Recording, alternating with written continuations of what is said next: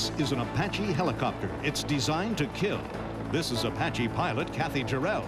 Any questions? We're not here to play games on, hey, you're a girl, you're a guy, you can't do this job good enough. A woman in combat, an idea whose time has come.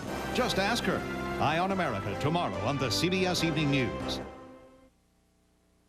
The federal government settled a lawsuit today over radiation at a uranium processing plant in Ohio. Thousands of former workers at the Fernald plant will receive at least $20 million to pay for medical monitoring and emotional distress. Employees of the company that ran the plant for the Energy Department charged that they were never told of radiation dangers. If you are a senior American, the chances are good that you're taking a prescription drug that could put you in danger. That is the alarming finding of the first major study of its kind. Correspondent Jacqueline Adams has the details. Tomorrow's Journal of the American Medical Association reports what's being called a medical disgrace. At least 6 million Americans, a quarter of all senior citizens, are taking potentially hazardous prescription drugs. Most of the side effects of the drugs were that they slowed people down mentally, slowed them down physically in ways that a senior citizen may not realize is due to the drugs. The result, billions of dollars worth of preventable accidents and hospitalizations. Over 100,000 people a year in the United States have drug-induced memory loss. The 7th of all the hip fractures in older people are caused by adverse drug reactions. Authors identified 20 drugs which typically create problems for patients over age 65. Sedatives like Valium and Librium, painkillers like Darvon, and muscle relaxers like Flexeril, which doctors prescribe despite the red flags frequently waved by worried pharmacists. Most of the time, the doctor tells you, that's the way I want it, that's okay, I know my patient.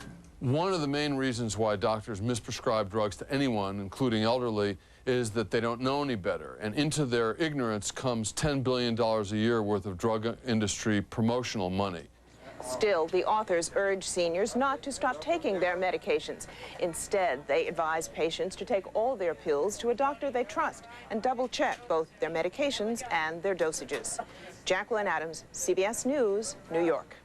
Another new report out tonight reports progress in reducing lead exposure for most Americans, except for children in poor neighborhoods. While blood levels of lead have fallen sharply since the 70s, lead in the flaking paint of older homes remains a serious health concern for children. Coming up next on the CBS Evening News, a mother could lose custody of a child for sending her to daycare. If you buy a Honda Accord... Wildfires in the western United States are keeping thousands of firefighters busy. This one is at the Warm Springs Indian Reservation in northern Oregon. The flames have charred as much as 6,000 acres of land. For a time, the fire was threatening a resort village on the reservation, forcing about 200 people to evacuate. But there are no reports of any injuries. A county judge in Michigan has touched off a nationwide debate with a ruling in a child custody battle between a mother and a father. Correspondent Giselle Fernandez reports tonight on how the judge reached his decision and why it has women's rights advocates very angry. For 19-year-old Jennifer Ireland, it was a crushing blow. A Michigan judge ordered her to give up her 3-year-old daughter because she planned to send her to daycare. I don't understand his ruling. It's just so confusing. Jennifer, who is still unmarried, has raised Miranda since birth. She won a scholarship to the University of Michigan and insists she was trying to better herself.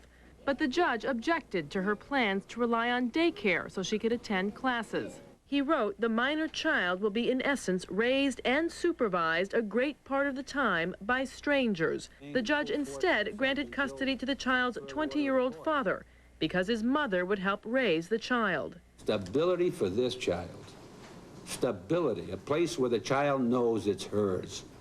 And that's what this case is all about. Feminist groups protested outside the court. For any judge today to make a decision about custody of a child based on the amount of time they spend in child care has got his head in the sand. I've offered Miranda a stable home for 3 years. She doesn't look at where we're living as stability. She looks to me as stability.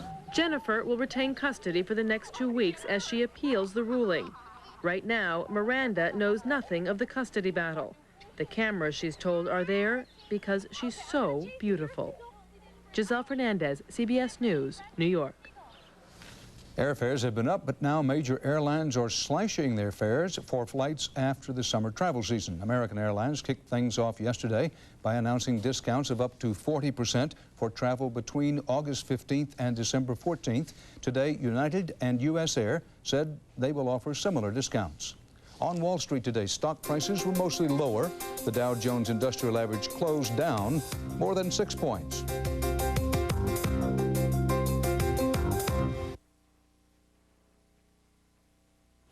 A rally is planned at the White House tomorrow to celebrate the 4th anniversary of the Americans with Disabilities Act, the law that guarantees the handicapped greater access to public facilities. In tonight's Eye on America, we'd like you to meet one of the people who will be there. She can't walk, but as correspondent John Blackstone reports, that has not stopped her from changing the world for people like herself.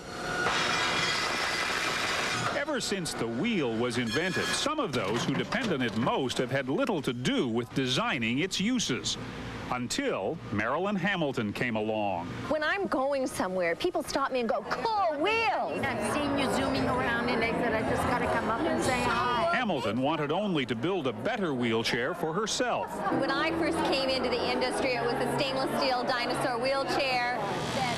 She ended up building a company that is changing lives. You feel like it's a part of your body. You know, it's just effortless. It just does whatever you want it to do. Her lightweight, high-tech wheelchairs are designed for action. Let me just come forward and see what happens if I do this. It was action, after all, that put her in a wheelchair 15 years ago, after she crashed while hang gliding. I find myself lying on the side of a mountain. My hopes are gone. My dreams were totally diminished, and I thought life was over. She turned to her hang gliding pals for help. You can't leave me in this dinosaur. You must create a better wheelchair. Our hang gliders had more technology than what was being offered to me for my legs. They came up with designs that are making the dinosaurs extinct. We have lavender, hot pink, white, black diamond, teal, blue, silver. But this isn't about fashion. Red. It's about freedom. What do we want? Healthcare! When do we want it? Now! In the debate on healthcare reform, there are those who worry that cost cutters might declare all wheelchairs are created equal. Here at the Abilities Expo, manufacturers are showing a range of wheelchairs and equipment that allow a lot of people to do things they never dreamed of. He kicks. See now, I elbow to his temple. Marilyn Hamilton's company, Quickie Design, started something. Now many companies produce high-performance chairs that can cost more than $1,000. Our models up to $10,000.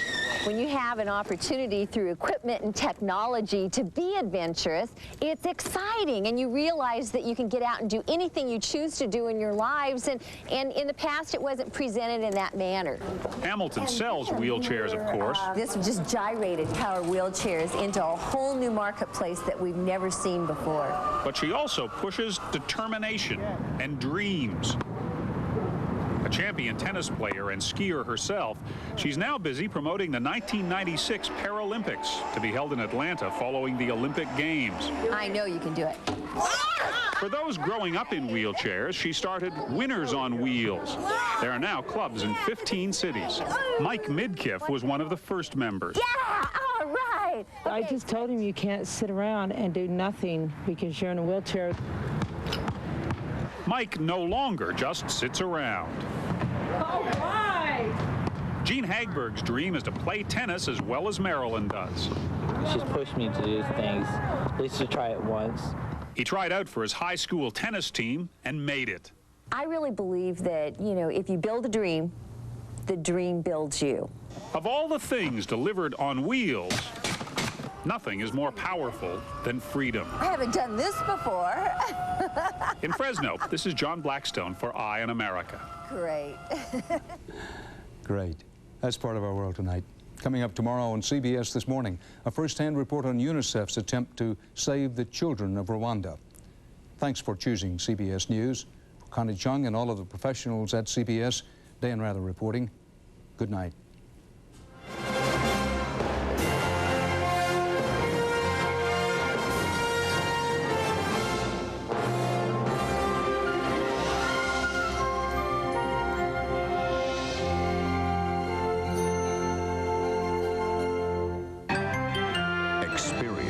CBS News.